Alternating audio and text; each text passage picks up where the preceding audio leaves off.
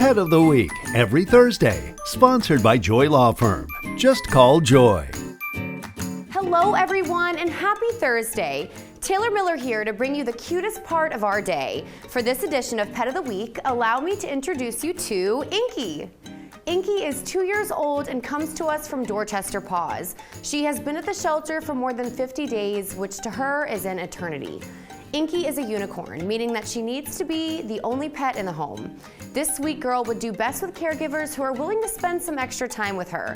She has been showing high levels of deterioration at the shelter and is a high priority for placement.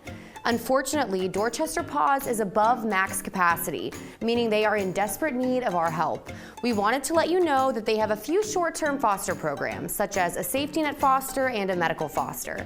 Dorchester Paws is open from noon to 5 p.m. daily for adoptions. You can visit their website, dorchesterpaws.org, for more information. We will be back after the break with more Fox 24 News Now. Stay tuned. Pet of the Week every Thursday, sponsored by Joy Law Firm. Just call Joy.